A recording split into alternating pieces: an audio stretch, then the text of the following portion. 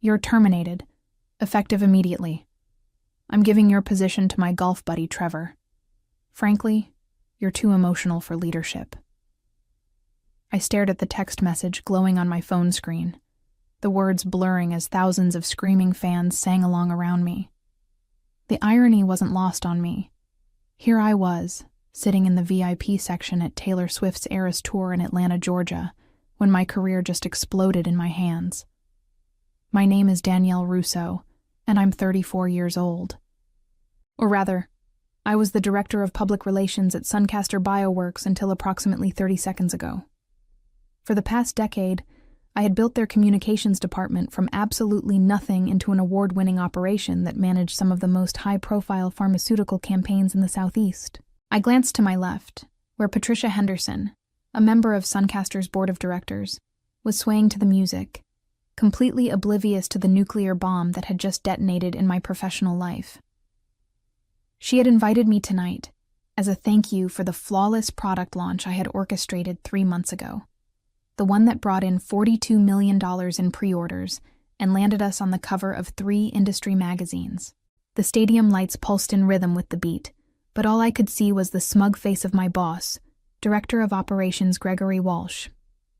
He had been gunning for me ever since I refused to approve his ridiculous proposal to sponsor his country club's golf tournament with company funds. Apparently, integrity made me difficult to work with. Patricia leaned over, her eyes sparkling with excitement. "Isn't this incredible? I can't believe you got us these seats." I forced a smile, my mind racing. "Actually, Patricia, I have something interesting to show you." I angled my phone toward her, watching her expression change as she read Gregory's message. Her face went from confusion to shock to absolute fury in the span of 5 seconds. "He fired you? Tonight? During this?" She gestured toward the spectacular stage production around us. "Apparently so." I kept my voice steady, though inside I was calculating the catastrophic damage this would cause. 3 major clients had specifically requested to work only with me. 2 product launches were scheduled for next month under my direct supervision. And Gregory wanted to hand it all over to Trevor Morrison, a guy whose biggest professional achievement was organizing a charity golf tournament that raised $12,000. The music swelled around us, but Patricia was no longer paying attention to the show. She was scrolling through my phone, reading the message again, her face growing darker with each word. I could practically see the gears turning in her head as she processed the implications of Gregory's impulsive decision. Looking back, I should have seen this coming. Gregory Walsh had always resented that I reported directly to the CEO while he had to work his way up through traditional channels. When I was hired 10 years ago, Suncaster Bioworks was a small research company with brilliant scientists but zero media presence. They brought me in straight from graduate school, with a degree in communications and a hunger to prove myself. I built everything from scratch: the press protocols, the client relationship systems, the crisis management procedures that saved the company millions during the contamination scare 2 years ago. I had personally cultivated relationships with journalists, regulatory officials, and industry leaders who trusted me implicitly. My client retention rate was 96%, and my campaigns consistently exceeded engagement targets by at least 30%. But Gregory saw my success differently. To him, I was the upstart who bypassed the traditional hierarchy. He made it clear during every interaction that he considered my position unnecessary, a fancy title for what he called writing press releases and schmoozing reporters. Never mind that those press releases had generated over $200 million in positive coverage value, or that my schmoozing had prevented 3 potential scandals from ever reaching the media. The tension escalated 6 months ago when Gregory started pushing Trevor Morrison, his golf partner and former college roommate, for a position in my department. Trevor had a business degree and exactly 0 experience in pharmaceutical communications. His previous job was managing social media for a local restaurant chain, where his biggest crisis involved a negative Yelp review about cold French fries. Trevor brings fresh perspective, Gregory had argued during our last departmental meeting. Sometimes experience can make people rigid in their thinking. I knew what he was really saying. Trevor would be malleable, grateful, and most importantly, loyal to Gregory, instead of the company's actual interests. When I politely declined to create a position for someone so unqualified, Gregory's attitude toward me shifted from professional indifference to active hostility. He started excluding me from key meetings, questioning my budget requests, and undermining my authority with junior staff members. Last month, he suggested to CEO Robert Chen that my department could be streamlined for efficiency, corporate speak for cutting my position and distributing my responsibilities among people who would report to him. Patricia had witnessed some of these power plays during board meetings, which probably explained why she looked ready to commit murder right now. She understood exactly what Gregory was attempting: a hostile takeover of the department I had built through a decade of 18-hour days and sleepless nights managing crises. The crowd around us erupted as the opening notes of another song began, but the celebration felt hollow now. Everything I had worked for was crumbling, and there was nothing I could do to stop it. The worst part was realizing how perfectly Gregory had timed this. Friday night, during a concert, when the executive offices were empty, and I couldn't immediately respond or defend myself. By Monday morning, Trevor would already be sitting in my office, fielding calls from my clients, making decisions about campaigns I had spent months developing. My phone buzzed again. This time it was an email from Human Resources with the subject line, "Immediate termination. Action required." The message was professionally cold, outlining the return of company property, final paycheck details, and a reminder about my non-disclosure agreement. No mention of my 10 years of service, the awards I had won for the company, or the relationships I had built that were worth millions in business value. I scrolled down to see that Gregory had already sent an announcement to the entire company. Effective immediately, Trevor Morrison will be assuming leadership of the Public Relations Department. Please join me in welcoming Trevor to his new role and thanking Danielle for her service. Thanking me for my service, like I was a departing intern instead of the person who had single-handedly elevated Suncaster's industry reputation from unknown startup to pharmaceutical powerhouse. The dismissive tone made my blood pressure spike, but I forced myself to remain calm. Patricia was watching me carefully, and I needed to handle this with the professionalism that Gregory clearly lacked. "Danielle, this is completely unacceptable," Patricia said, her voice tight with controlled anger. "The board wasn't consulted about this decision. Gregory doesn't have the authority to terminate department heads without approval." I nodded, though I wasn't entirely surprised that Gregory had overstepped his boundaries. He had been acting increasingly autonomous lately, making decisions that should have required board oversight. The golf tournament sponsorship he had pushed so aggressively was just one example of his tendency to prioritize personal interests over company policy. "What's really concerning," I said carefully, "is that 3 of our biggest clients specifically contracted to work with me personally. The Hernandez Pharmaceutical account, the Morrison Medical Partnership, and the entire Westbrook research campaign all have clauses requiring my direct involvement." Patricia's eyes widened as the full implications hit her. "Those accounts represent what, 40% of our annual revenue? Closer to 55% when you factor in the renewal contracts scheduled for next quarter." I showed her my phone again, this time opening my email app. "I'm already getting messages from client contacts asking if the rumors about personnel changes are true." The concert continued around us, but I could see Patricia's mind working through the crisis Gregory had just created. Firing me wasn't just a personnel decision. It was potentially a company-ending catastrophe. Without my established relationships and institutional knowledge, those clients could walk away, taking their multi-million-dollar contracts with them. "We need to call an emergency board meeting," Patricia said, pulling out her own phone. "This situation requires immediate intervention before it destroys everything you've built." Sunday night, I couldn't sleep. I kept checking my phone, watching as client after client reached out with increasingly urgent questions.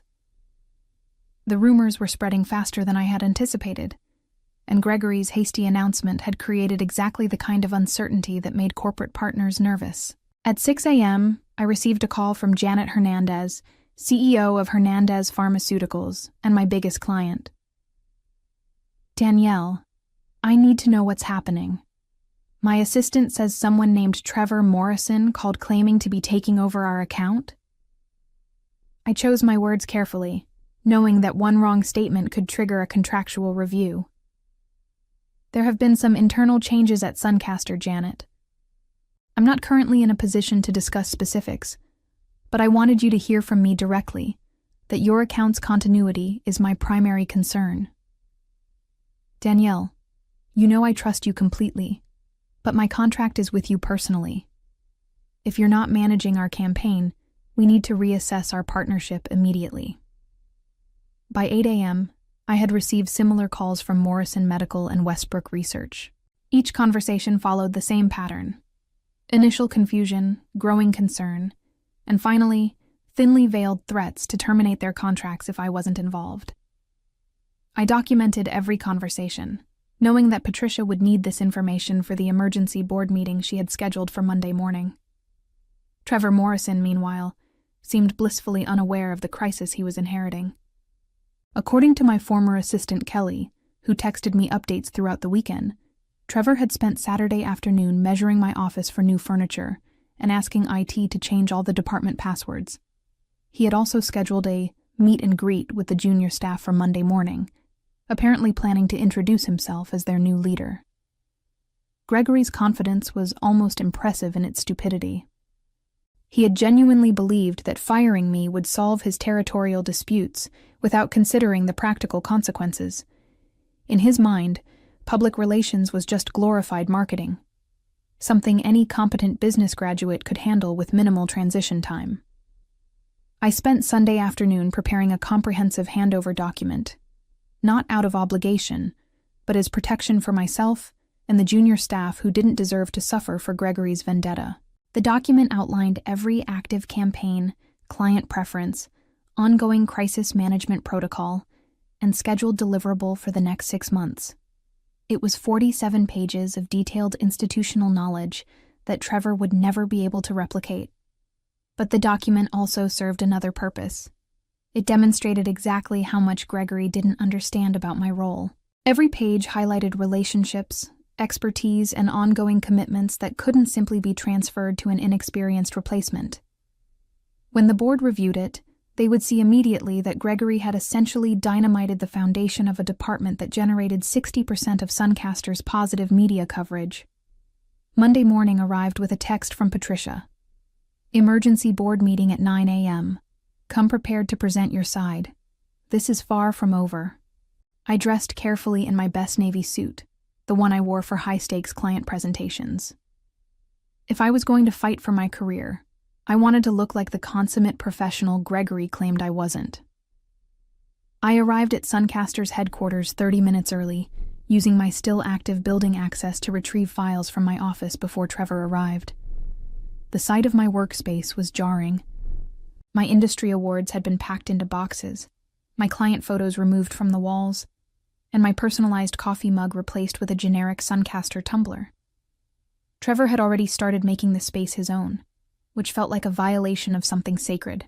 At 8:45 a.m., I positioned myself in the conference room adjacent to the boardroom, reviewing my notes one final time. Whatever happened in the next hour would determine whether Gregory's impulsive power grab succeeded or whether justice would finally catch up with his reckless ambition. The emergency board meeting began with Patricia Henderson placing my termination text message on the conference table like evidence in a murder trial. The 7 board members read it in silence, their expressions ranging from confusion to outrage as the implications became clear. Gregory fired our director of public relations via text message, Patricia announced, her voice carrying the authority of someone who had spent 20 years building corporate empires. During a concert, without board consultation, and he plans to replace her with someone whose qualifications include managing a restaurant's social media account. Gregory Walsh sat at the far end of the table, his usual confidence visibly shaken. He had clearly expected this to be a routine personnel announcement, not a tribunal examining his decision-making competence. Beside him, CEO Robert Chen looked like he was developing a migraine in real time. I made a strategic decision based on departmental efficiency. Gregory began, but Patricia cut him off immediately. Efficiency? Let me share some efficiency metrics with you. She opened a folder containing the documents I had prepared. Danielle Russo generated $234 million in positive media coverage value last year. Her client retention rate was 96%. She prevented 3 potential crises from becoming public scandals, saving us an estimated $50 million in damage control costs. Board member Thomas Wright leaned forward. What are Trevor Morrison's qualifications? Gregory's face flushed. Trevor brings fresh perspective and strategic thinking to... Answer the question, Wright interrupted. What is his experience in pharmaceutical communications? He has a business degree and strong communication skills. That's not what I asked. The room fell silent as Gregory struggled to articulate Trevor's non-existent qualifications. Finally, he admitted, Trevor doesn't have direct pharmaceutical experience, but he's eager to learn and brings valuable outside perspective. Patricia smiled coldly. Outside perspective. Is that what you call it when 3 of our biggest clients are threatening to terminate their contracts because they specifically contracted to work with Danielle personally? This was news to Gregory, and his face went pale. What clients? Hernandez Pharmaceuticals, Morrison Medical, and Westbrook Research, I said, speaking for the first time. Combined annual contract value of $37 million, with renewal options worth an additional $42 million over the next 3 years. Robert Chen finally found his voice. Gregory, please tell me you reviewed the contractual obligations before making this decision. The silence that followed was deafening. Gregory clearly had no idea that my client relationships were legally protected through specific performance clauses. He had assumed that firing me would automatically transfer all client relationships to Trevor, like changing the name on a business card. Board member Sarah Kim pulled out her phone. I'm getting calls from industry contacts asking if Suncaster is facing financial difficulties. Apparently, word is spreading that we've made sudden leadership changes in critical departments. The pharmaceutical industry is incredibly relationship-driven, I explained. Trust takes years to build and can be destroyed overnight. My clients don't just work with Suncaster. They work with me specifically because they trust my judgment, my expertise, and my track record of protecting their interests. Patricia nodded. Which brings us to the real question. Gregory, did you fire Danielle because of performance issues or because she refused to approve your golf tournament sponsorship proposal?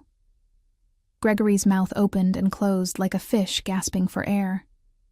The golf tournament proposal had been thoroughly documented in board minutes, including my professional recommendation against using company funds for Gregory's personal networking events. I think, Robert Chen said slowly, we need to discuss damage control immediately. The question isn't whether Gregory made a mistake. It's whether we can fix it before our stock price reflects these client defections. Robert Chen stood at the head of the conference table, his face grave as he addressed the board. Ladies and gentlemen, we're facing a crisis entirely of our own making. Gregory's decision has put our most valuable client relationships at risk and potentially violated contractual obligations worth tens of millions of dollars. Gregory made one last desperate attempt to defend his actions. I maintain that this was a necessary restructuring decision. Danielle was resistant to new ideas and difficult to work with when implementing strategic changes. Stop. Patricia's voice cut through the room like a blade. Let's address this resistance to new ideas. Danielle, please tell the board about Gregory's most recent strategic suggestion. I opened my portfolio and pulled out the proposal Gregory had submitted 3 weeks earlier. Gregory requested approval for Suncaster to sponsor his country club's annual golf tournament at a cost of $75,000. His justification was that it would provide networking opportunities with potential clients. And your professional assessment? Robert asked. I recommended against it for several reasons. First, the demographic attending Gregory's country club doesn't align with our target market. We're a pharmaceutical research company, not a luxury consumer brand.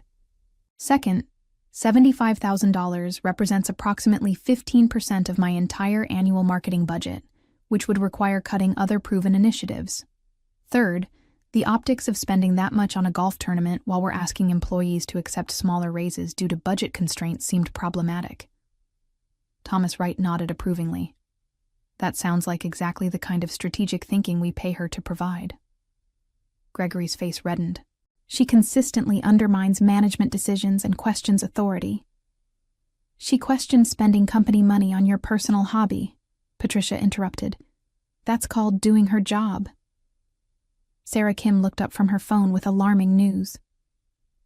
I'm getting reports that Hernandez Pharmaceuticals just issued a statement saying they're reviewing their partnership options with Suncaster. Their stock price has already dropped 3% on speculation about their pipeline disruptions. The room erupted in urgent whispers as board members processed the immediate financial implications.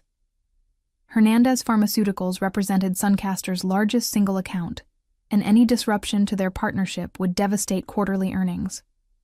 Robert Chen slumped in his chair. How long do we have before this becomes a public relations nightmare? It already is, I said quietly. Industry publications monitor partnership announcements closely. By tomorrow morning, every pharmaceutical communications firm in the Southeast will know that Suncaster made sudden leadership changes in their PR department. Our competitors will use this instability to approach our clients with retention offers. The gravity of the situation finally seemed to penetrate Gregory's delusions of competence. Maybe we can offer Trevor some additional training. Training? Wright laughed bitterly. Gregory, Danielle has 10 years of specialized expertise and established relationships that took decades to build. You can't create that with a weekend seminar. Patricia leaned forward. Here's what's going to happen. Gregory, you're going to personally call Trevor Morrison and explain that there's been a change in plans. Then you're going to draft a company-wide retraction of your premature announcement. But I already promised him the position. Then you'll explain that you made a promise you didn't have the authority to keep, Robert said firmly. This board has ultimate authority over department head appointments, and we're exercising that authority now. The room fell silent as the reality of Gregory's situation became clear. He had overplayed his hand spectacularly, turning what should have been a routine power struggle into a company-threatening crisis. Danielle, Patricia said, turning to me with a slight smile. I believe we have some offer negotiations to discuss. Tuesday morning, I walked back into Suncaster Bioworks with a spring in my step and a significantly improved employment contract in my briefcase. The emergency board meeting had concluded with Gregory's immediate suspension pending review, Trevor Morrison's hasty dismissal before he could cause further damage, and my reinstatement with a 20% salary increase plus equity compensation. But my real victory wasn't financial. It was professional vindication. The first person I encountered was Kelly, my former assistant, who was practically bouncing with excitement. Danielle, everyone's been asking when you'd be back. Trevor lasted exactly 36 hours before he accidentally deleted the master client contact database. I couldn't help but smile. Accidentally. He was trying to streamline the system and somehow managed to corrupt 3 years' worth of meticulously organized contact information. IT spent all of yesterday recreating it from backup files. As I walked through the department I had built from nothing, junior staff members approached with expressions of relief and barely contained joy. The past 4 days had shown them exactly what my institutional knowledge and leadership were worth. Without my guidance, they had struggled with basic client communications and nearly missed 2 critical campaign deadlines. My office had been hastily restored to its original configuration, though I noticed Gregory's personal items were conspicuously absent from the adjacent director's suite. Patricia had mentioned during our contract negotiations that Gregory's future with the company was under evaluation, which was corporate speak for updating his resume.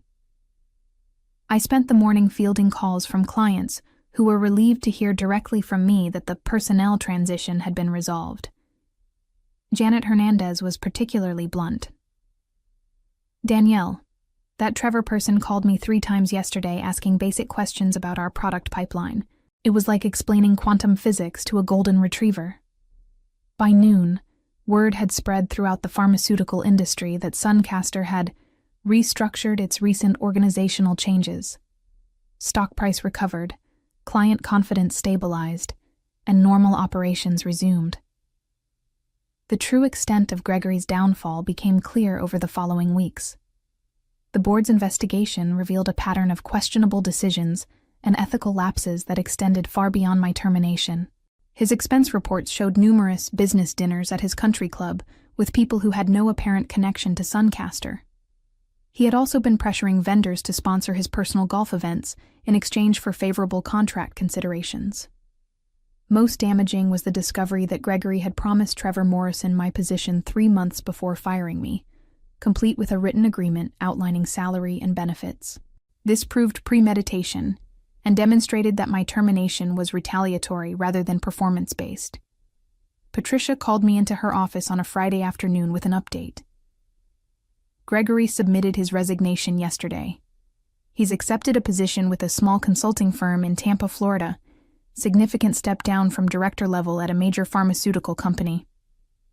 I felt a complex mix of satisfaction and professional disappointment.